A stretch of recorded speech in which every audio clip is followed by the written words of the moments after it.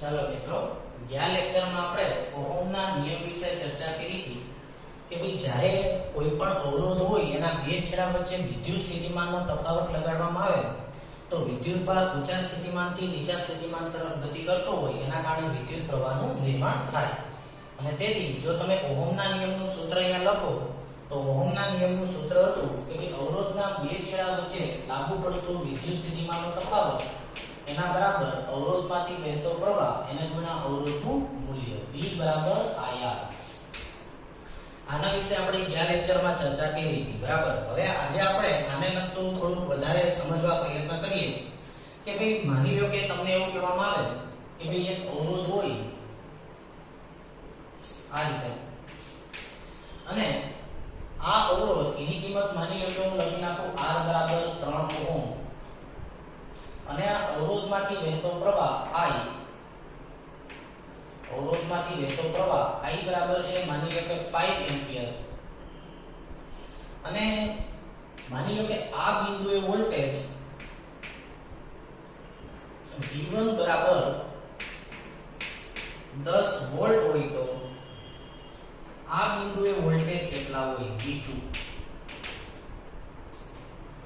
બરાબર. જો અવરોધની ડાબી બાજુના વોલ્ટેજ 10 વોલ્ટ હોય તો અવરોધની જમણી બાજુના વોલ્ટેજ કેટલા હોય વિચારો તો કેટલા હશે બીજા બિંદુએ વોલ્ટેજ. તો તમને ખબર છે કે વિદ્યુત પ્રવાહનું વહન કઈ દિશામાં થાય તો કે વિદ્યુત પ્રવાહનું વહન હંમેશા ઊંચા સ્થિતિમાનથી નીચા સ્થિતિમાન વાળા બિંદુ તરફ થાય. હંમેશા વિદ્યુત પ્રવાહનું વહન કઈ દિશામાં થાય તો કે ઊંચા સ્થિતિમાનથી નીચા સ્થિતિમાન તરફ વિદ્યુત પ્રવાહનું વહન થાય. અને તેથી અહીંયા તમે જુઓ તો કઈ દિશામાં વિદ્યુત પ્રવાહનું વહન થાય છે તો કે આ દિશામાં વહન થાય, એટલે કે આ બિંદુના વોલ્ટેજ વધારે હશે, બરાબર, અને આના વોલ્ટેજ ઓછા હશે. હવે આપણો ઓહમનો નિયમ એવો કહે છે કે અવરોધના બે છેડા વચ્ચે વિદ્યુત સ્થિતિમાનનો તફાવત એ અવરોધમાંથી વહેતો પ્રવાહ અને અવરોધના ગુણાકાર જેટલો હોય, બરાબર. આ ઓહમના નિયમ ઉપરથી આપણે એવું ભણ્યા. અહીંયા લખી નાખવાના બે છેડા વચ્ચે વિદ્યુત સ્થિતિમાનનો તફાવત V1 V2 એના બરાબર IR. V1 એક પાસે 10, મારે V2 મેળવવાના છે. IR ની કિંમત કેટલી છે તો કે 5 તેરી 15, આ બાજુ એમાં તો -15 એના બરાબર V2. તો V2 બરાબર શું આવી ગયા -5 વોલ્ટ. તો આ બિંદુના વોલ્ટેજ હશે -5 વોલ્ટ, બરાબર. હવે અહીંયા તમે ચેક કરી લો કે ઓહમનો નિયમ કે ભાઈ અવરોધના બે છેડા વચ્ચે વિદ્યુત સ્થિતિમાનનો તફાવત I અને R ના ગુણાકાર જેટલો હોય 5 તેરી 15. ચેક કરો તો જો આ બે વચ્ચે વિદ્યુત સ્થિતિમાનનો તફાવત 15 છે, અહીંયા 10 છે અને અહીંયા છે -5. તો બે વચ્ચેનો તફાવત કેટલો થયો -15. હજી એક દાખલો આપણે લઈએ. ધારો કે તમને એવું કહેવામાં આવ્યું કે ભાઈ અવરોધ 2 ઓહમ છે અને અવરોધમાંથી પસાર થતો પ્રવાહ I બરાબર 4 એમ્પિયર હોય તો અવરોધના બે છેડા વચ્ચે વિદ્યુત સ્થિતિમાનનો તફાવત કેટલો? તો આપણું સૂત્ર છે V બરાબર IR. તો 2 ગુણ્યા 4 એના બરાબર શું આવશે 8 વોલ્ટ. એટલે કે આ બે બિંદુ વચ્ચે વિદ્યુત સ્થિતિમાનનો તફાવત કેટલો હશે 8 વોલ્ટ, બરાબર. તો આવી રીતે તમે વિદ્યુત સ્થિતિમાન અવરોધને અહીંયા જે ઓહમનો નિયમ આપણે ભણ્યા તો વિદ્યુત સ્થિતિમાનનો તફાવત એ પ્રવાહ અને અવરોધના ગુણાકાર જેટલો હોય. હવે આપણે આ વાત કરી આપણે અવરોધ માટે, બરાબર. હવે આપણે થોડુંક આમાં સમજીએ બેટરી વિશે. જે ફંડામેન્ટલ ખ્યાલ છે બેટરીનો, જે તમે 10મા ધોરણમાં ભણીને આવો છો, આ ચેપ્ટરમાં પણ આપણે બેટરી વિશે વાત કરશું, પરંતુ એમાં થોડુંક આગળ આપણે ભણશું. પણ અત્યારે જે ફંડામેન્ટલ છે એ અત્યારે અહીંયા સમજવાનો પ્રયત્ન કરીએ તો આપણે બેટરીને કઈ રીતે દર્શાવતા હોઈએ તેનો સિમ્બોલ છે, બરાબર. આ રીતે આવા સિમ્બોલ છે આપણે બેટરી માટે લેતા હોઈએ. તમારે પણ કેમિસ્ટ્રીની અંદર ભણવાનું આવશે, લેગ્રાન્જ સેલ આવશે, ડેનિયલ સેલ આવશે, બરાબર. આપણે માર્કેટની અંદર પણ જે કઈ ટોર્ચની અંદર નાખવાનો સેલ હોય, કેમેરાની અંદર નાખવાનો સેલ હોય, તો બધા સેલ હોય છે, બરાબર. મોબાઈલ ફોન પર શેનાથી ચાલે? બેટરીથી ચાલે. તો એ તમામ બેટરીનો આ એક સિમ્બોલ છે, બરાબર. હવે હું તમને એમ કહું કે ભાઈ આ 5 વોલ્ટની બેટરી છે.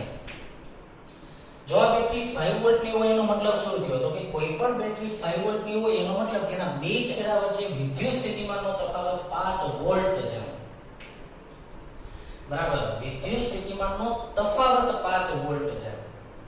હંમેશા યાદ રાખો, આપણે અગાઉના ચેપ્ટરમાં પણ ભણી ગયા કે વિદ્યુત સ્થિતિ ઊર્જાના મૂલ્યનું મહત્વ ન હોય, વિદ્યુત સ્થિતિ ઊર્જાના ફેરફારનું મહત્વ હોય.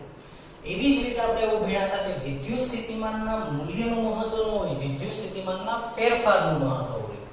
તો અહીંયા જે 5 વોલ્ટ છે એ 5 વોલ્ટ એના આ બંને ધ્રુવો વચ્ચે વિદ્યુત સ્થિતિમાનનો ફેરફાર છે. અને જો એ ફેરફાર હોય, બે છેડા વચ્ચે વિદ્યુત સ્થિતિમાનનો ફેરફાર એટલે કે વિદ્યુત સ્થિતિમાનનો તફાવત, બરાબર 5 વોલ્ટ, એનો મતલબ કે આ બે છેડા વચ્ચે વિદ્યુત સ્થિતિમાનનો તફાવત 5 વોલ્ટ છે. અને છેડા વચ્ચેનો વિદ્યુત સ્થિતિમાનનો તફાવત 5 વોલ્ટ હોય, બરાબર, તો તમે વિદ્યુત સ્થિતિમાન છે એનું મૂલ્ય કોઈ પણ બિંદુએ ધારી શકો, પણ ફેરફાર અચળ જળવાવો જોઈએ, બરાબર. હું શું કહું છું ફરીવાર સાંભળો કે તમે કોઈ પણ બિંદુએ વિદ્યુત સ્થિતિમાનનું મૂલ્ય કોઈ પણ ધારી શકો, પણ ફેરફાર અચળ જળવાવો જોઈએ વિદ્યુત સ્થિતિમાનનો. દાખલા તરીકે હું અહીંયા વિદ્યુત સ્થિતિમાનનો ફેરફાર બેટરીના બે છેડા વચ્ચે કેટલો છે 5, તો અહીંયા 0 વોલ્ટ ધારી લો. 0 વોલ્ટ તો ગમે ત્યાં ધારી શકો, બરાબર, પણ ફેરફાર અચળ જળવાવો જોઈએ. એના ફેરફારનું મહત્વ છે, એના તફાવતનું મહત્વ છે. તો જો તો બેટરીના બે છેડા વચ્ચે વિદ્યુત સ્થિતિમાનનો તફાવત કેટલો છે 5 વોલ્ટ. તો જો હું અહીંયા 0 ધારું તો અમારે કેટલા ધારવા પડે 5 વોલ્ટ. જો તો બે બિંદુ વચ્ચે વિદ્યુત સ્થિતિમાનનો તફાવત 5 વોલ્ટ બેટરીના લીધે. હવે તમને એમ કીધું હોય કે ભાઈ અહીંયા વિદ્યુત સ્થિતિમાન છે માની લો કે 2 વોલ્ટ. જો અહીંયા વિદ્યુત સ્થિતિમાન 2 વોલ્ટ હોય તો બોલો તો હવે આ બિંદુએ વિદ્યુત સ્થિતિમાન કેટલું? બેટરી તમને વિદ્યુત સ્થિતિમાનનો તફાવત આપે છે, વિદ્યુત સ્થિતિમાન નો આપે, વિદ્યુત સ્થિતિમાનનો તફાવત ઉત્પન્ન કરે. બોલો તો બેટરીના લીધે 5 વોલ્ટનો તફાવત ઉત્પન્ન થયો બે છેડે. તો બે છેડે વિદ્યુત સ્થિતિમાનનો કેટલો તફાવત અહીંયા ઉત્પન્ન થાય છે બેટરીના લીધે 5 વોલ્ટનો. તો જો અહીંયા 2 વોલ્ટ હું લખતો હોય અથવા તો અહીંયા 2 વોલ્ટ હોય તો અહીંયા મારે કેટલા લખવા પડે 7 વોલ્ટ. તો આવી રીતે દર્શાવી શકાય, બરાબર. પછી હું આને આમ લખું, માની લો કે અહીંયા હું લખી નાખું -5 વોલ્ટ. તો લખાવો તો અહીંયા હું શું લખું? તફાવત 5 વોલ્ટનો આપણે કરવાનો છે અને ધન છેડો ઊંચા સ્થિતિમાન અને ઋણ છેડો નીચા સ્થિતિમાન. તો અહીંયા જો હું 5 વોલ્ટ લખતો હોય તો અહીંયા મારે શું લખવું પડે? -10 વોલ્ટ. તો આવી રીતે જ્યારે કોઈ પણ બેટરી હોય એના બેટરીના વોલ્ટેજ 5 વોલ્ટ, મતલબ કે એના બે છેડા વચ્ચે વિદ્યુત સ્થિતિમાનનો તફાવત 5 વોલ્ટનો છે, બરાબર. હજી એક એક્ઝામ્પલ લઈને હું તમને સમજાવું. માની લો કે આ બેટરી 10 વોલ્ટની છે, બરાબર. જો 10 વોલ્ટની બેટરી હોય તો હું 0 ધારું તો ગમે ત્યાં ધારી શકું. જો હું અહીંયા 0 ધારું તો અહીંયા 10 વોલ્ટ હું ધારી શકું કે તફાવત બે બિંદુ વચ્ચે 10 નો છે, બરાબર. એટલા માટે આપણે 0 અને 10 ધારતા હોઈએ. ઋણનું વિદ્યુત સ્થિતિમાન 0 ધારું તો ધનનું સ્થિતિમાન કેટલું આવે કે 10. તમને લખાવો તો જો હું અહીંયા 2 ધારી લઉં તો અહીંયા મારે કેટલા ધારવા પડે 12. તો જો હું 2 અને 12 લખું તો એ વાત સત્ય છે કે આ 10 વોલ્ટની બેટરી હોય, જો હું આનું વિદ્યુત સ્થિતિમાન ધનમાં 2 વોલ્ટ ધારી લઉં તો આનું વિદ્યુત સ્થિતિમાન કેટલું થશે 12 વોલ્ટ. જો આનું વિદ્યુત સ્થિતિમાન છે 12 વોલ્ટ ધારી લઉં તો આનું વિદ્યુત સ્થિતિમાન કેટલું થશે 24 વોલ્ટ, બરાબર. Sorry 22 volt. ટૂંકમાં કહેવાનો મતલબ એ છે કે ભાઈ વિદ્યુત સ્થિતિમાન નું નિરપેક્ષ મૂલ્ય છે તમે ગમે તે ધારી શકો, પણ સાપેક્ષ મૂલ્ય એટલે કે એનો તફાવત છે એ અચળ જળવાવો જોઈએ, બરાબર. તો 10 વોલ્ટની બેટરી હોય તો વ્યાપક રૂપે આપણે શું લખી નાખતા હોઈએ અહીંયા 0 તો અહીંયા શું ધારી લેતા હોઈએ 10 વોલ્ટ, બરાબર. તો આવી રીતે આપણે બેટરીને સમજી શકીએ.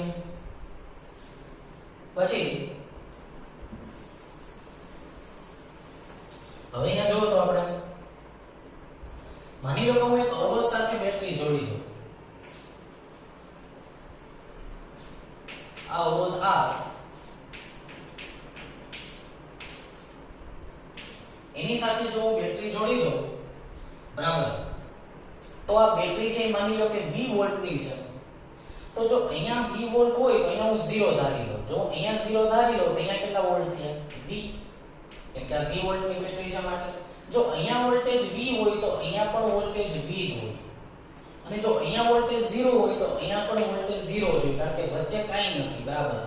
અને વચ્ચે કાંઈ ન હોય તો અહીંયા 0 તો I0, આ V હોય તો આ પણ V જ હોય. એનું કારણ એ છે કે કનેક્ટિંગ વાયરનો અવરોધ હંમેશા છે ને ટેન્ડ્સ ટુ 0 આપણે લઈએ છીએ આદર્શ પરિસ્થિતિમાં, બરાબર. એવું ન હોય કે 0 હોય, પણ આપણે આદર્શ પરિસ્થિતિ પ્રમાણે વિચારશું કે કે ભાઈ કનેક્ટિંગ વાયરનો અવરોધ હંમેશા કેટલો હોય 0 જ હોય બરાબર ટેન્ડ્સ ટુ 0 હોય હંમેશા શૂન્યવત એનો અવરોધ હોય એટલે જો આ કનેક્ટિંગ વાયરનો અવરોધ 0 હોય અથવા તો શૂન્યવત હોય આ રીતે અહીંયાથી અહીંયા સુધીના વાયરનો અવરોધ જો શૂન્યવત હોય એટલે કે r is approximately is equal to 0 કોનો અવરોધ આપણે કીધો r આ કનેક્ટિંગ વાયરનો બરાબર હવે તમને હું અહીંયા શું તમને સમજાવું છું કે જો હું અહીંયા વોલ્ટેજ V લખું તો અહીંયા પણ વોલ્ટેજ કેટલા મેં લખ્યા V આવું શું કામ બરાબર જો અહીંયા વોલ્ટેજ V હોય તો અહીંયા પણ વોલ્ટેજ V અહીંયા 0 હોય તો અહીંયા પણ વોલ્ટેજ 0 એટલે કે કનેક્ટિંગ વાયર જે છે બરાબર છે ઈ વચ્ચે કંઈ ન આવતું હોય તો આ વોલ્ટેજ V તો આ V થાય આ 0 હોય તો આ 0 થાય એવું શું કામ એનું કારણ એ છે કે કનેક્ટિંગ વાયરનો અવરોધ આપણે લગભગ શૂન્યવત લઈએ છીએ બરાબર હવે તમે વિચારો કે ભાઈ ફોર એક્ઝામ્પલ હું આને V1 કહી દઉં અને હું V2 કહી દઉં બરાબર છે અને માની લો કે આના અવરોધ માની લો કે મારે વોલ્ટેજ અહીંયા ગણવા છે બરાબર અહીંયા V1 જેવી રીતે અહીંયાથી અહીંયા આવ્યા તો વોલ્ટેજમાં ફેરફાર થયો તો અહીંયાથી અહીંયા સુધીમાં વોલ્ટેજમાં શું કામ ફેરફાર ન થયો બરાબર આપણે ઓહમના નિયમમાં શું ભણ્યા કે પ્રવાહ આ રીતે વહેતો હોય આ અવરોધ R હોય આ પ્રવાહ I હોય તો બોલો તો A અને B બિંદુ વચ્ચે વિદ્યુત સ્થિતિમાનનો તફાવત કેટલો હોય તફાવત તો ઓહમે શું કીધું V બરાબર IR કે અવરોધના બે છેડા વચ્ચે વિદ્યુત સ્થિતિમાનનો તફાવત એ પ્રવાહના અવરોધના ગુણાકાર જેટલો હોય એટલે કે આ બે બિંદુ વચ્ચે વિદ્યુત સ્થિતિમાનનો તફાવત કેટલો હોય IR તફાવત IR હોય એટલે કે VA VB બરાબર શું હોય IR અને કોણ ઊંચા સ્થિતિમાને હોય તો કે A બિંદુ ઊંચા સ્થિતિમાને હોય શું કામ A બિંદુ ઊંચા સ્થિતિમાને હોય કારણ કે વિદ્યુત પ્રવાહ હંમેશા ઊંચા સ્થિતિમાનથી નીચા સ્થિતિમાન તરફ ગતિ કરે બરાબર હવે અહીંયા સમજો કે ભાઈ માની લો કે હું એમ કહું કે ભાઈ કનેક્ટિંગ વાયર છે બરાબર એની પોતાનો અવરોધ તો હશે તો અહીંયા વોલ્ટેજ V1 અહીંયા વોલ્ટેજ V તો અહીંયા હું V શું કામ ધારું છું એનું કારણ છે માની લો કે અહીંયા V1 ધારી લો અહીંયા V2 ધારી લો બરાબર તો જો હું અહીંયા V1 અને અહીંયા V2 ધારી લો તો મને લખાવો તો પ્રવાહ તો આમ આલે છે ધનથી ઋણ તરફ તો લખાવો તો V1 V2 બરાબર શું આવે IR પરંતુ અહીંયાથી અહીંયા સુધીનો અવરોધ કેટલો છે તો કે લગભગ શૂન્યવત તો મૂકો તો R બરાબર 0 તો જો R બરાબર 0 મૂકો તો V1 બરાબર શું આવી ગયા V2 તો V1 બરાબર V2 તો જો અહીંયા વોલ્ટેજ V લખતો હોય તો અહીંયા પણ મારે વોલ્ટેજ શું લખવા પડે V અને અહીંયા 0 તો અહીંયા પણ મારે શું લખવું પડે 0 એટલે હંમેશા કનેક્ટિંગ વાયરનો અવરોધ આપણે શૂન્યવત લઈએ છીએ અને જો વચ્ચે કોઈ વિદ્યુતીય ઘટક ન હોય તો અહીંયા વોલ્ટેજ V તો અહીંયા પણ વોલ્ટેજ V વિદ્યુત સ્થિતિમાનનો કોઈ તફાવત ઉત્પન્ન થતો નથી બરાબર હવે હજી આપણે આમાં થોડુંક વિચારીએ થોડુંક વધારે સમજીએ આમાં ડિટેલમાં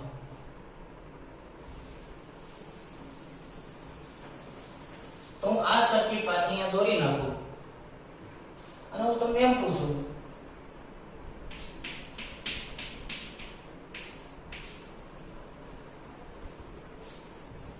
માની લો કે અવરોધ R બરાબર 5 ઓહમ બરાબર અહીંયા 20 વોલ્ટની મેં બેટરી જોડી દીધી છે કેટલી બેટરી જોડી દીધી છે 20 વોલ્ટની તો અહીંયા 20 એટલે કે અહીંયા હું 0 ધારી લઉં તો અહીંયા 20 તો અહીંયા 20 અહીંયા 0 બોલો અવરોધના બે છેડા વચ્ચે વિદ્યુત સ્થિતિમાનનો તફાવત V તો હું તમને એમ પૂછું કે તો આ લાઈનમાંથી આ પરિપથમાં કેટલો પ્રવાહ વહેતો હશે I મારે પ્રવાહ શોધવો છે બરાબર તો I ની કિંમત હું ઓહમના નિયમ ઉપરથી લખું V બરાબર IR તો I બરાબર શું આવશે V/R એટલે કે 20 / 5 બરાબર શું આવશે 4 એમ્પિયર આવી ગયા તો અહીંયાથી લાઈનમાંથી તો 4 એમ્પિયર કરંટ ફ્લો થાય છે બરાબર આ લાઈનમાંથી 4 એમ્પિયર કરંટ ફ્લો થયો અને કેટલો કરંટ ફ્લો થશે એનો આધાર કોની ઉપર હોય અવરોધ ઉપર હોય બરાબર જેમ અવરોધ ઓછો એમ પ્રવાહ વધુ જેમ અવરોધ વધારે એમ પ્રવાહ ઓછો બરાબર હવે એ મારે તમને સમજાવવાનું એ છે કે ભાઈ કોઈ પણ બેટરી છે બરાબર એનો વોલ્ટેજ V છે એનો મતલબ શું થયો કોઈ પણ બેટરી છે એ 20 વોલ્ટની બેટરી છે એનો મતલબ શું થાય તો કે એનો મતલબ એવો થાય કે તમે બીજા ચેપ્ટરમાં યાદ કરો તો V બરાબર શું હતા તો V બરાબર W/Q વોલ્ટેજ V બરાબર એનો એકમ શું હતો તો કે વોલ્ટેજનો એકમ હતો જૂલ પર કુલમ અથવા તો વોલ્ટ અને આપણે એની વ્યાખ્યા શું આપી હતી તો કે એકમ વિદ્યુતભાર ઉપર થતું કાર્ય એને શું કહેવાય વોલ્ટેજ કહેવાય એકમ વિદ્યુતભાર ઉપર થતું કાર્ય એને વોલ્ટેજ કહેવાય તો બેટરીના વોલ્ટેજ V છે એનો મતલબ શું તો કે એકમ વિદ્યુતભાર ઉપર V જૂલ જેટલું કાર્ય કરે બરાબર છે કેમ કે જૂલ પર કુલમ અથવા તો વોલ્ટ જૂલ પર કુલમ એકમ વિદ્યુતભાર દીઠ ઈ V જૂલ જેટલું કાર્ય કરે સમજો હું શું કહેવા માંગુ છું બરાબર છે કે ભાઈ આ બેટરી છે આ બેટરીના વોલ્ટેજ 20 છે જો બેટરીના વોલ્ટેજ 20 હોય આ બેટરીના વોલ્ટેજ V હોય એનો મતલબ એવો કે આ બેટરી અહીંયાથી બહાર આવતા એકમ વિદ્યુતભાર દીઠ એકમ વિદ્યુતભાર એટલે 1 કુલમ વિદ્યુતભાર દીઠ ઈ V જૂલ જેટલી ઊર્જા આપશે બરાબર આ બેટરી આટલી ઊર્જા આપી શકે આપણો પાવર હાઉસ છે બરાબર સમજી લો કે આ જે બેટરી લગાડી એ આપણને શું કરે છે તો કે ઊર્જા આપવાનું કામ કરે છે અને અહીંયા મેં જે અવરોધ દોર્યો અવરોધ એટલે શું તો કે અવરોધ એટલે પ્રવાહનો ઉપયોગ કરતું કોઈ પણ ઇલેક્ટ્રોનિક સાધન એને આપણે અવરોધ કહીએ છીએ પહેલા એ વાત સમજી લેજો અવરોધ એટલે શું તો કે પ્રવાહનો ઉપયોગ કરતું કોઈ પણ સાધન ફોર એક્ઝામ્પલ તો કે ફેન બરાબર તો ફેન છે એ શું છે તો કે ફેન એને આપણે અવરોધ કહીએ છીએ કારણ કે ઇલેક્ટ્રિસિટીનો એ ઉપયોગ કરે છે તો કે ઇલેક્ટ્રિસિટીનો ઉપયોગ કરતું કોઈ પણ સાધન દાખલા કે આપણા ઘરમાં છે ફેન લાઈટ હોય રેફ્રિજરેટર હોય વોટેવર બરાબર એ બધાને આપણે વ્યાપક રૂપે અહીંયા શું દર્શાવીએ છીએ અવરોધ બરાબર તો અહીંયા જે એનર્જીનો ઉપયોગ કરતું કોઈ પણ ઇલેક્ટ્રોનિક સાધન એને આપણે અવરોધ તરીકે ઓળખીએ છીએ અને આ બેટરીના વોલ્ટેજ અહીંયા V હોય તો બેટરીના વોલ્ટેજ V એનો મતલબ એવો કે 1 કુલંબ વિદ્યુતભાર દીઠ કેટલી ઊર્જા આપશે V જૂલ ઊર્જા આપે એકમ વિદ્યુતભાર ને મળતી ઊર્જા એટલે જ વોલ્ટેજ બરાબર જેમ કે અહીંયા આવી જાવ જો તો બોલો આ લાઈનમાંથી દર સેકન્ડે બોલો આ લાઈનમાંથી કેટલો પ્રવાહ વહે છે 4 એમ્પિયર જો આ લાઈનમાંથી 4 એમ્પિયર કરંટ ફ્લો થતો હોય એનો મતલબ કે આ વાયરના દરેકે દરેક આડછેદમાંથી કોઈ પણ આડછેદ પાસે તમે ઊભા રહી જાઓ તો દર સેકન્ડે કેટલો વિદ્યુતભાર નીકળતો હશે 4 કુલમ દર સેકન્ડે કેમ કે પ્રવાહ 4 એમ્પિયર છે એટલે કે બેટરીમાં દર સેકન્ડે કેટલો વિદ્યુતભાર બહાર આવે છે દર સેકન્ડે તો કે દર સેકન્ડે બેટરીમાંથી 4 કુલમ વિદ્યુતભાર બહાર આવે છે પણ આ બેટરીના વોલ્ટેજ કેટલા 20 વોલ્ટ 20 વોલ્ટ એનો મતલબ એવો થયો કે 1 કુલમ વિદ્યુતભાર દીઠ કેટલી ઊર્જા આપે છે 20 જૂલ અને 1 કુલમ વિદ્યુતભાર દીઠ જો 20 જૂલ ઊર્જા આપે તો બોલો દર સેકન્ડે કેટલો વિદ્યુતભાર આમાંથી બહાર આવે છે દર સેકન્ડે કોઈ પણ બિંદુ પાસે ઊભા રહી જાવ દર સેકન્ડે કેટલો વિદ્યુતભાર વહે છે 4 કુલમ એટલે કે બેટરીમાંથી 4 કુલમ વિદ્યુતભાર બહાર આવે છે તો બોલો 4 કુલમ વિદ્યુતભાર એટલે કેટલી એનર્જી 80 જૂલ એનર્જી બરાબર તો આ બેટરીના વોલ્ટેજ 20 છે એનો મતલબ એવો થયો આ તમારે આને એવી રીતે સમજવાનું કે બેટરીના વોલ્ટેજ 20 છે મતલબ કે 1 કુલમ દીઠ 20 જૂલ ઊર્જા આપે છે તો જો અહીંયા 4 એમ્પિયર કરંટ વહે છે મતલબ કે દર સેકન્ડે છે ઈ કોઈ પણ બિંદુ પાસેથી 4 કુલમ વિદ્યુતભાર પસાર થયો તો 1 કુલમ દીઠ 20 જૂલ એનર્જી તો આમાં તો 4 કુલમ બહાર આવ્યો તો 4 કુલમ દીઠ કેટલી એનર્જી મળી 80 સમજો કે હું એમ તમને કહું કે ભાઈ આ અવરોધની કિંમત છે 5 ની બદલે 4 ઓહમ તો 5 ની બદલે 4 ઓહમ હોય તો I બરાબર V/R તો હવે કેટલો પ્રવાહ વહેશે 5 એમ્પિયર કેમ કે હવે મેં અવરોધની કિંમત 5 ની બદલે 4 લઈ લીધી અને બેટરીનો વોલ્ટેજ 20 છે તો 20/4 એટલે 5 એમ્પિયર તો હવે આમાંથી 10 સેકન્ડે કેટલો વિદ્યુતભાર બહાર આવે 5 કુલમ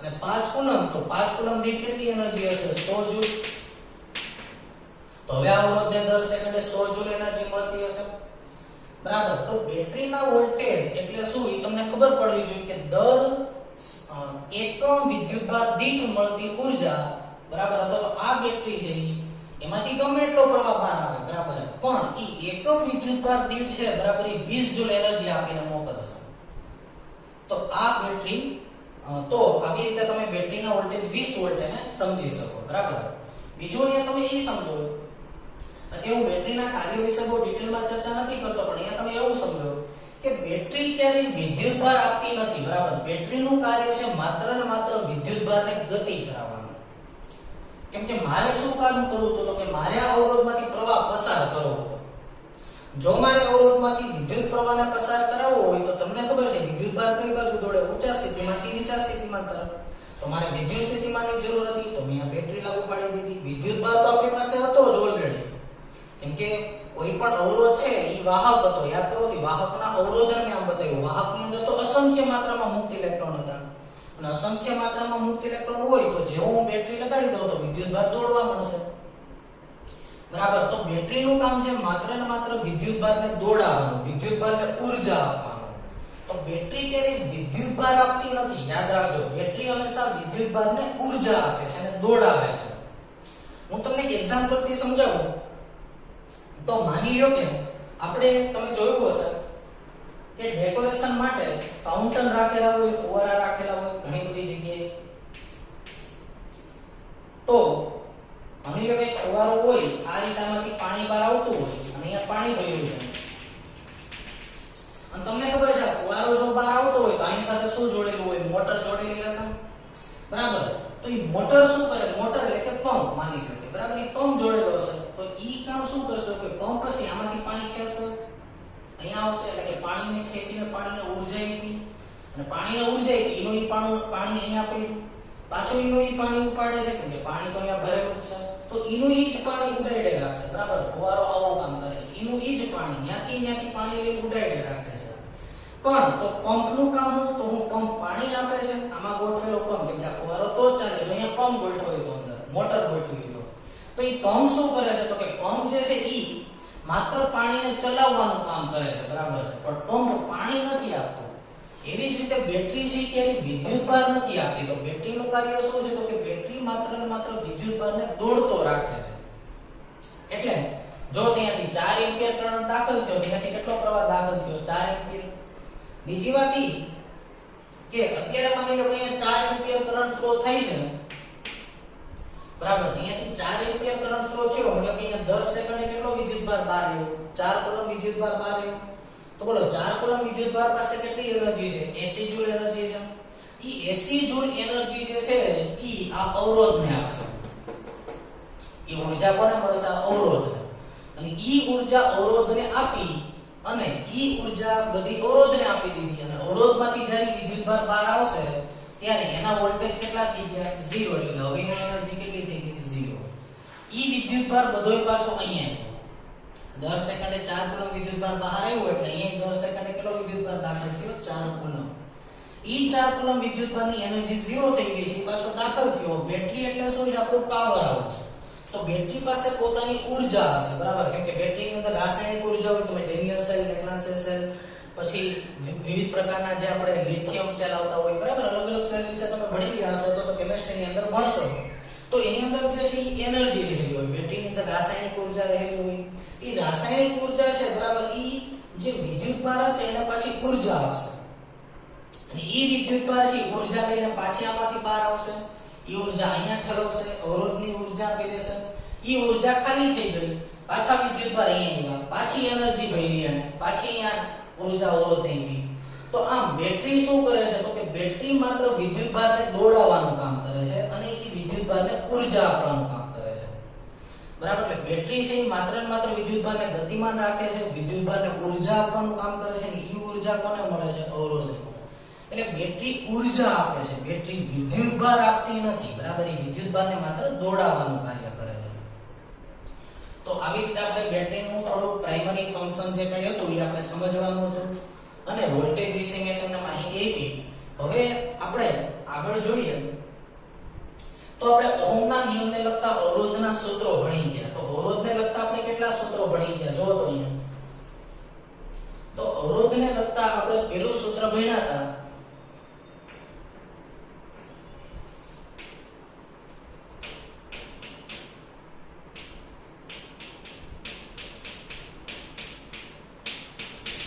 બોલો તો અવરોધનું સૂત્ર.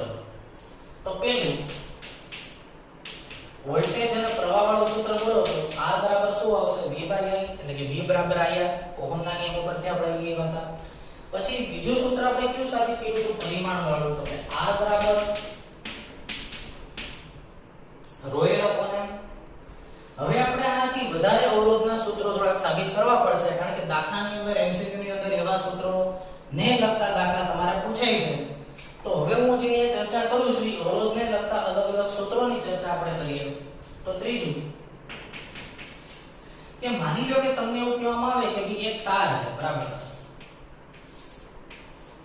અને એની લંબાઈ L છે. તમને આડછેદ વિશે કોઈ વાત કરી જ નથી અને તમને એવું કીધું કે ભઈ તારની લંબાઈ ખેંચવામાં આવી જો આ તારને ખેંચી અને તારની લંબાઈ બમણી કરી દ્યો તો 3 ગણી કરી દ્યો તો અથવા તો 20% લંબાઈ વધારો 25% લંબાઈ વધારો તો જો તમે તારની લંબાઈ વધારશો તો તમને ખબર છે કે આ તાર પાતળો બની જાય તો કે પહેલા આ તારના આડછેદનું ક્ષેત્રફળ જેટલું હશે એનાથી આ તાર કેવો બની જશે પાતળો બની જાય તો લંબાઈ તો વધી પણ આડછેદનું ક્ષેત્રફળ સામે ઘટી ગયું બરાબર તો હવે તમને પૂછે તો કે તારની લંબાઈ બમણી કરો તારની લંબાઈ 3 ગણી કરો તો નવો અવરોધ કેટલો તો જો તમે તારની લંબાઈમાં ફેરફાર કરો પણ તમને આડછેદ વિશે કઈ માહિતી નથી ખબર તો તારની લંબાઈમાં ફેરફાર કર્યો તો અવરોધમાં ફેરફાર થાય પણ અવરોધમાં ફેરફાર કેટલો થયો તો નવો અવરોધ કેટલો થયો મારે ગણવું છે પણ મને આડછેદના ક્ષેત્રફળ વિશે કઈ માહિતી ખબર નથી માત્ર લંબાઈનો ફેરફાર આપ્યો છે મને અને તેથી માત્ર લંબાઈનો ફેરફાર આપ્યો હોય પણ આડછેદ વિશે કઈ માહિતી ન હોય મારી પાસે તો મારે શું કરવું જોઈએ તો હું એવું કરું કે આ સૂત્રને હું એવા સૂત્રમાં કન્વર્ટ કરી દઉં કે જેમાં માત્ર ચલ પદ તરીકે લંબાઈ આવે બાકી બધા પદો અચળ થઈ જાય માત્ર શું આવે લંબાઈના ફેરફાર વિશે જ ખબર છે તો આ સૂત્રને હું એવી રીતના પદોમાં ફેરવી દઉં કે માત્ર લંબાઈ જ ચલ પદ તરીકે વધે બાકીના બધા પદો શું થઈ જાય અચળ થઈ જાય તો અહીંયા તમે સમજો કે ભાઈ આ તાર છે એની લંબાઈ l છે અને આડછેદનું ક્ષેત્રફળ શું છે m તો બોલો તારનું કદ કેટલું તો v બરાબર l જો તમે આ તારની લંબાઈમાં ફેરફાર કરો તો લંબાઈ l ડેશ થઈ ગઈ અને આડછેદનું ક્ષેત્રફળ l ડેશ થઈ ગયું તો હવે આ તારનું કદ કેટલું તો કે v બરાબર l ડેશ તેમ છતાં પણ કઈ રાશિ અચળ રહેશે તો કે લંબાઈમાં ફેરફાર કરો તો આડછેદનું ક્ષેત્રફળ બદલાય પણ કદ તો અચળ જ રહે જેટલું કદ પહેલા હતું એટલું જ કદ હજી પણ રહેશે અચળ તો કે v1 બરાબર v2 બરાબર તો તારની લંબાઈમાં ફેરફાર કરવામાં આવે તારની લંબાઈ વધારો તારની લંબાઈ ઘટાડો તો લંબાઈ અને આડછેદ બદલાણા રાખે પણ કદ કેવું રહે અચળ રહે તો અહીંયા હું એક કામ કરું કે લંબાઈમાં ફેરફાર કર્યો હોય તો લંબાઈ સિવાયના પદોને મારે અચળ કરી દેવા હોય તો અચળ તો શું રહે તો કે લંબાઈમાં ગમે એવો ફેરફાર કરો પણ કદ તો અચળ રહેવાનું છે તારનું કદમાં તો કોઈ ફેરફાર થવાનો નથી અને કદ અચળ રહેતું હોય તો અહીંયા હું એક કામ કરું કે મારે લંબાઈ સિવાયના બધા પદોને અચળ કરી દેવા હોય તો હું આને l વડે ગુણાકાર કરી નાખું l વડે ભાગાકાર કરી નાખું જો આનો આમ લખી રહ્યો તો હવે સૂત્ર શું બન્યું તો કે ρl સ્ક્વેર અને બોલો તો તારના આડછેદનું ક્ષેત્રફળ ગુણ્યા લંબાઈ એટલે શું આવી ગયું કદ થઈ ગયું તો નવું સૂત્ર બન્યું હવે તમે જો તો તારની લંબાઈમાં ગમે એમ ફેરફાર કરો તમે બરાબર કદ તો અચળ જ રહેવાનું છે ઘનતા એની અવરોધકતા ρ એ અચળ જ હોય કે અવરોધકતાનો આધાર તો દ્રવ્ય ઉપર હોય પરિમાણ ઉપર ન હોય આપણે વાત થઈ હતી ρ અને v બે અચળ જ છે તો લંબાઈમાં ફેરફાર કરો તો જો તો લંબાઈમાં કેટલો ફેરફાર થયો એની ઉપરથી અવરોધ મળી જાય બાકીના પદો તો અચળ છે બરાબર તો આ સૂત્ર એનું આવશે ρ² તો જ્યારે લંબાઈમાં ફેરફાર તમને દાખલામાં કહેવામાં આવે ત્યારે તમારે આ સૂત્રનો ઉપયોગ કરવો પડશે પછી તો હવે માની લો કે તમને ઘણીવાર એવું કીધું હોય કે લંબાઈમાં ફેરફાર કરો બરાબર તો આડછેદમાં ફેરફાર થાય પણ તમને રકમની અંદર ઉલ્લેખ કરવામાં આવ્યો છે કે ભાઈ એક તાર છે બરાબર એનો આડછેદ ડબલ થયો એનો આડછેદ અડધો થઈ ગયો બરાબર તારની લંબાઈમાં ફેરફાર કરવાથી પણ તમને માહિતી લંબાઈ વિશે નથી આપી તમને માહિતી છે આડછેદ વિશે આપી છે આનો કોઈ ઉલ્લેખ જ નથી કર્યો આને આપણને કઈ ખબર જ નથી પણ તમને આનો ડેટા આપ્યો છે જો આનો ડેટા આપ્યો હોય બરાબર તો હું એને આમનામ રાખું અને અંશને હું કેવા પદોમાં ફેરવી દઉં અચળ પદોમાં ફેરવી દઉં તો એના માટે મારે શું કરવું પડે તો જો તો r બરાબર ρl upon a અને a વડે ગુણો અને a વડે ભાગો જો તમે a વડે ગુણો અને a વડે ભાગો તો શું સૂત્ર બન્યું ρv upon a સ્ક્વેર માં ρ અને v તો અચળ છે તમને ડેટા કોણ આપ્યો છે એરિયાનો ડેટા આપ્યો છે તો આપણે એરિયા વિશે ચર્ચા કરી શકીએ બરાબર તમને થાય સર આપણે આવા સૂત્રમાં કેમ ફેરવીએ છીએ એનું કારણ એ છે કે તમે લંબાઈમાં ફેરફાર કરશો તો એરિયામાં તો ફેરફાર થાય તો તમારે લંબાઈ અને એરિયા બેને ધ્યાનમાં લેવા પડશે એવું ન હોય કે લંબાઈમાં ફેરફાર કરો ખાલી લંબાઈને ધ્યાનમાં લેવા અને ધ્યાનમાં લેવા પડશે તો જો અચળ પદ હોય તો અચળ પદોને ધ્યાનમાં લેવાની કોઈ જરૂર નથી ફેરફાર શોધવા માટે કે એ તો અચળ જ રહેવાના છે પાંચમું હવે આપણે લેવું છે ના ઘનતા અને દળના પદમાં સૂત્ર બરાબર.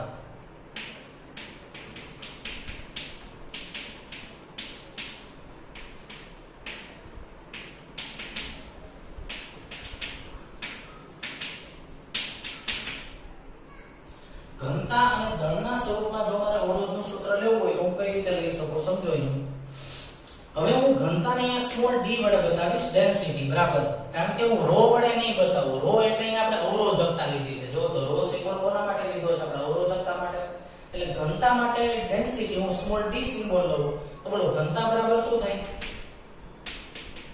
દળ ભાગ્યા કદ બરાબર. તો હવે મારે અવરોધનું સૂત્ર ઘનતાના પદમાં અને દળના પદમાં લખવું છે. તો બોલો હું કઈ રીતે બનાવી શકું? તો અહીંયા જોવો તો આપણું જે ત્રીજા નંબરનું સૂત્ર છે ρ² / v, અહીંયાથી હું બનાવું. જો તો r બરાબર ρl² / v.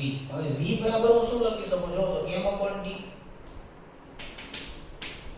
તો m/d છેદનો છેદ ક્યાં ગયો? અંશમાં. તો r બરાબર ρl²d/m. એટલે આ બધા સૂત્રો તમારે ગોખવાની કોઈ જરૂર નથી બરાબર. જો લંબાઈમાં ફેરફાર થતો હોય તો તમારે a વડે ગુણવાના, a વડે ભાગવાના. r છેદમાં ફેરફાર થતો હોય a વડે ગુણ્યા, a વડે ભાગ્યા. અને જો ઘનતા અને દળના પદમાં જો સૂત્ર લખવાનું આવે બરાબર, તો આ સૂત્રમાં શું મૂકી દેવાનું? તો કે કદની બદલે દળ અને ઘનતાના પદો મૂકી દો તો અવરોધનું સૂત્ર આવી ગયું ρl²d/m બરાબર. તો આ પાંચે પાંચ સૂત્રોનો ઉપયોગ કરી અને આપણે દાખલા ગણવાના આવશે. એ દાખલા પણ કઈ રીતે ગણવા એ હું તમને અત્યારે શીખવાડું છું. જો તો પહેલા બધું નોટ ડાઉન કરી લો વ્યવસ્થિત રીતે બરાબર, પછી આપણે દાખલા શરૂ કરીએ.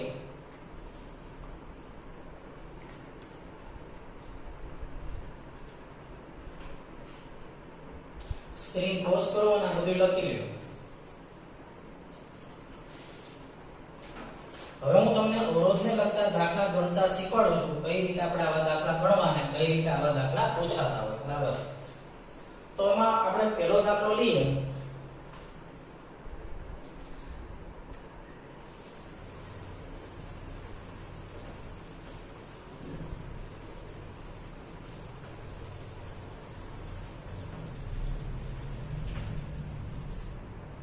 ધારો કે તમને એવું કહેવામાં આવ્યું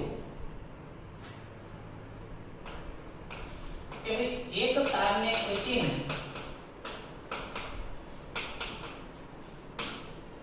તેની લંબાઈ 0.1% વધારવામાં આવે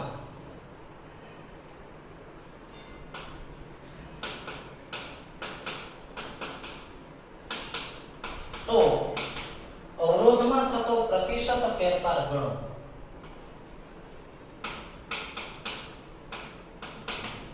અવરોધમાં થતો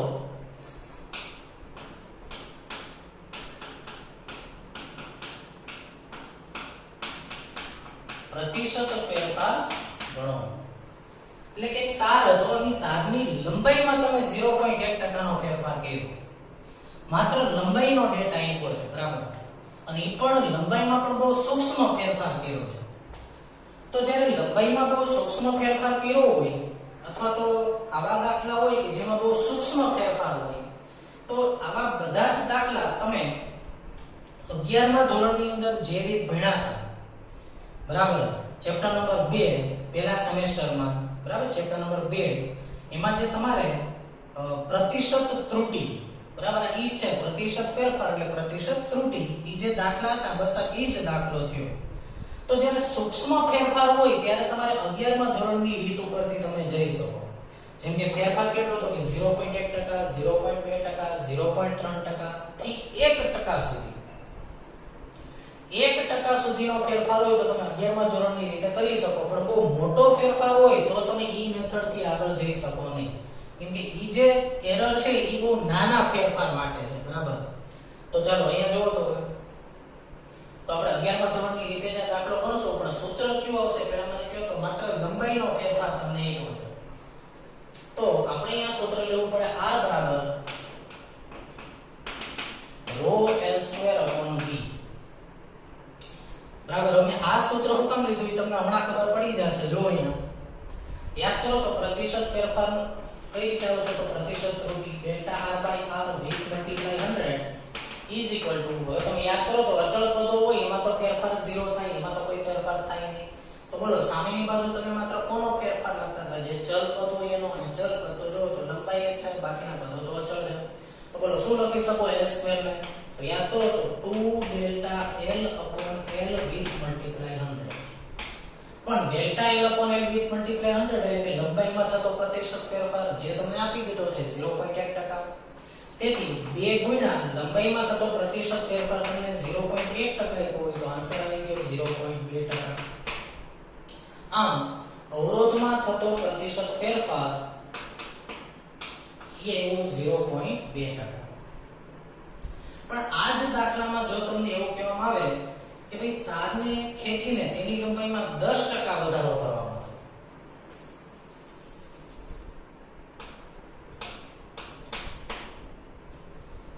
બરાબર તો તમે આ રીતે જઈ શકો નહીં અથવા તો તમે જે ઓપ્શનમાં આન્સર આપ્યા હશે એ પ્રમાણે આન્સર લખો તો એ ખોટું પડે તો આ દાખલો આ રીતે ન કરાય બરાબર જો તમે દાખલો આ રીતે કરો તો આન્સર 20% આવે કેમ કે લંબાઈમાં તો પ્રતિશત ફેરફાર 10% 10 ગુણ્યા 2 એટલે 20% અને ઓપ્શનમાં 20% આપ્યા પણ હશે પણ એ 20% એ સાચો આન્સર નથી કઈ રીતે દાખલો ગણવો અહીંયા સમજો એટલે જ્યારે નાનો ફેરફાર હોય 0.1 0.2 0.3 થી 1% સુધી તો આ રીત બરાબર છે પણ મોટો ફેરફાર હોય એ 1% થી વધારે છે 10% તો આ રીત ચાલશે નહીં બરાબર તો ભાઈ આ દાખલો કઈ રીતે કરવો પડશે જો તો અહીંયા હું કરું બાજુમાં આ દાખલો એટલે તમને બે વચ્ચેનું કમ્પેરીઝન ખ્યાલ આવે બરાબર તો આવા દાખલા ગણવા માટે કોમન રીત છે જે હું તમને કરાવું છું જો તો પેલું બોલો પેલા અવરોધ કેટલો હતો તો કે ρ² v અને લંબાઈમાં 10% વધી તો જો પેલા લંબાઈ l હોય માની લ્યો કે તો લંબાઈ 10% વધી તો નવી લંબાઈ 1.1 l થઈ જાય નવી લંબાઈ l' 100% વધારો હોય તો લંબાઈ ડબલ થઈ 10% હોય તો 0.1 20% હોય તો 0.2 90% હોય તો 0.9 100% હોય તો 0.9 માં એક ઉમેરો તો ડબલ વેલ્યુ થઈ ગઈ તો 10% લંબાઈ વધી તો જો લંબાઈ l હોય એના 10% લંબાઈ વધી ગઈ તો નવી લંબાઈ શું હોય 1.1 l તો r2 બરાબર ρ અને v તો અચળ જ છે પણ નવી લંબાઈ કેટલી થઈ ગઈ 1.1 l અને એનો પાછો શું છે સ્ક્વેર તો અહીંયા સૂત્ર બન્યું ρ l² v અને 1.1 નો વર્ગ શું આવે 1.21 બરાબર હવે આપણે શું શોધવાનું છે તો કે ડેલ્ટા r upon r શોધવાના છે આપણે તો બોલો તો ડેલ્ટા r upon r શું લખી શકું તો કે r2 r1 અને હંમેશા કિંમત કોની સાપેક્ષમાં હોય પ્રારંભિક વેલ્યુની સાપેક્ષમાં જ હોય તો બોલો તો અહીંયા r2 r1 upon r1 કરો તો ρ² upon v અંશમાંથી ને ρ² upon v છેદમાંથી કોમન આવી જશે તો સાદુરૂપ આપો તો શું વધ્યું તો કે 1.21 ઓછા 1 છેદમાં 1 વધે તો 0.21 અને ટકાવારીમાં આન્સર મેળવવો હોય તો delta r upon r with multiply 100 કરો ટકાવારીમાં આન્સર મેળવવાનો તો 0.21 with multiply 100 તો કેટલો આન્સર આવ્યો 21%. તો આમ અવરોધમાં થતો પ્રતિશત ફેરફાર કેટલો આવી ગયો 21%. તો આનો ઓરિજિનલ આન્સર આવે 21%. બરાબર તો આવી રીતે તમારે આ દાખલો કરવો પડશે. હું એવી આશા રાખું તમને સમજાણું હશે મેં વચ્ચે સ્ટેપ કઈ પાસે જો તો r2 એટલે શું થાય મને કહો તો ρ² 1.21 માં v r1 એટલે ρ² upon v r એટલે ρ² upon v ρ² upon v અંશ છેદમાંથી ઉડી ગયા 1.21 ઓછા 1 આવ્યા 0.21 ટકાવારીમાં આન્સર મેળવવા માટે ગુણ્યા 100 કરી નાખવાના હતા બરાબર તમે આવા દાખલા 11 માં ધોરણમાં ગણ્યા છે તો with multiply 100 21% ની આન્સર આવશે બરાબર. તો જ્યારે મોટો ફેરફાર હોય ત્યારે દાખલો આ રીતે આવશે નાનો ફેરફાર હોય તો આ રીતે આવશે પણ આ દાખલો આ રીતે કરશો તો આન્સર 20% આવશે અને ઓપ્શનમાં પણ 20% આપ્યા હશે પણ 20% ઇઝ નોટ કરેક્ટ આન્સર શું આવશે 21% બરાબર. પછી હજી એક દાખલો હું તમને તમારી રીતે કરવાનું કહું માની લો કે અહીંયા 100% હોય તો આ દાખલો કઈ રીતે થશે તો પહેલી વાત તો એ કે આ મેથડ થી તો નહીં થાય તો કઈ રીતે કરવું પડશે આ રીતે કરવું પડશે અને આ રીતે કરશો તો તમારી રીતે ટ્રાય કરજો, આન્સર કેટલા આવશે? 300% આન્સર આવશે. બરાબર, જો 100% હશે તો એનો આન્સર શું આવશે? 300%. બરાબર, આ દાખલો તમારી રીતે ટ્રાય કરજો.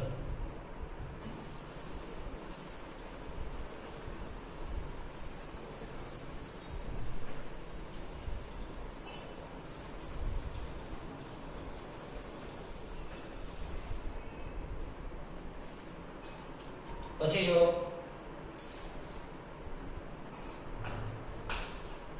ત્રીજો દાખલો તમારે હોમવર્કમાં કરવાનો છે, એનો આન્સર 300% આવશે. હવે આપણે ચોથો દાખલો કરીએ. માની લો કે તારનો અવરોધ R અને ત્રિજ્યા R હોય. એક તાર છે, એનો અવરોધ છે R,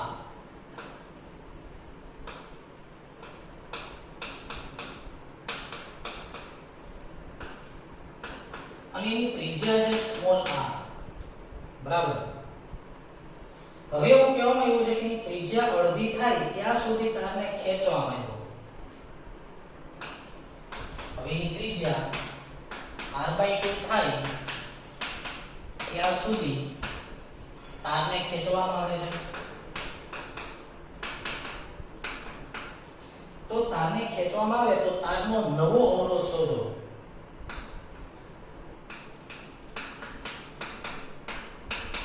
તારનો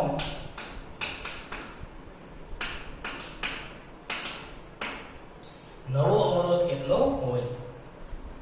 હવે અહીંયા તમે થોડીક રકમમાં થોડું ધ્યાન રાખજો. તમને અહીંયા અવરોધમાં થતો પ્રતિશત ફેરફાર નથી પૂછ્યો. ફેરફાર એ વાત અલગ અને નવો અવરોધ એ અલગ. બરાબર, જેમ કે 100 રૂપિયા હોય ને હવે તમારી પાસે 120 રૂપિયા હોય તો ફેરફાર 20 નો કહેવાય, પણ મૂલ્ય 120 છે અત્યારે તમારી પાસે.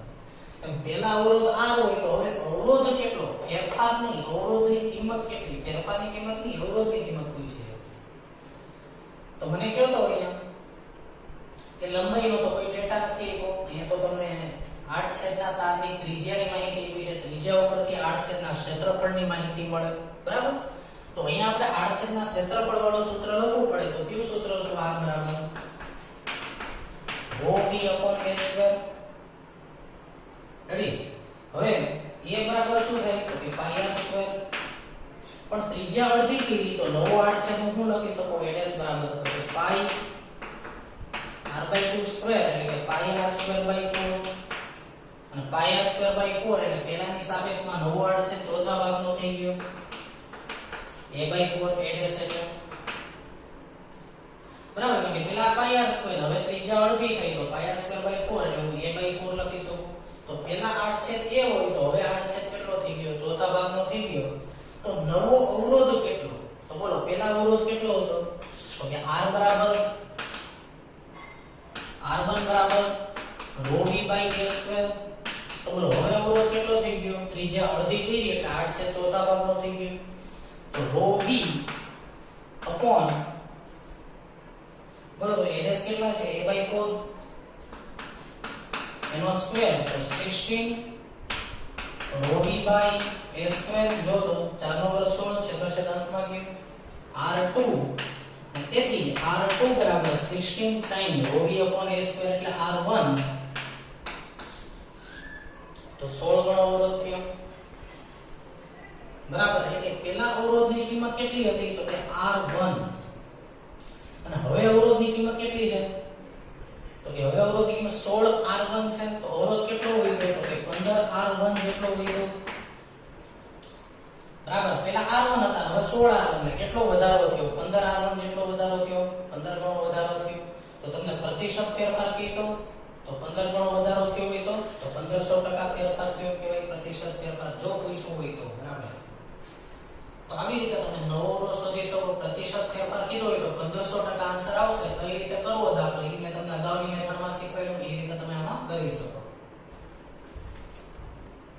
બરાબર, કઈ રીતે કરી શકો? તો કે r2 - r1 upon r1 કરો તો r2 - r1 16 ઓછા 1 એટલે 15 ગુણ્યા 100 એટલે 1500%.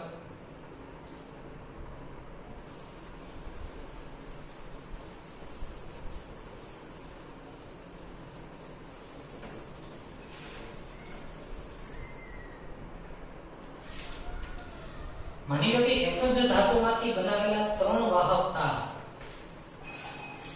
બરાબર, એક જ ધાતુ એટલે કે દ્રવ્ય એક જ છે, એક જ દ્રવ્યમાંથી બનાવેલા ત્રણ તાર આપ્યા છે તમને, અને જો એ ત્રણ તાર આપ્યા હોય એક જ દ્રવ્યમાંથી બનાવેલા, તેનું શું સમાન હોય તો કે એની અવરોધકતા સમાન હોય. અવરોધકતા કોની ઉપર આધાર રાખે? દ્રવ્ય ઉપર આધાર રાખે. તો હવેનો આપણો સવાલ એવો છે કે એક જ ધાતુના દ્રવ્યમાંથી બનાવેલા ત્રણ તાર, એક જ દ્રવ્યમાંથી બનાવેલા ત્રણ તાર હોવાથી, દ્રવ્ય ઇનોય હોવાથી અવરોધકતા કેવી રહેશે? અચળ. પણ તમને એવું કીધું છે કે એક જ ધાતુમાંથી બનાવેલા ત્રણ તાર, બરાબર, એના દળનો ગુણોત્તર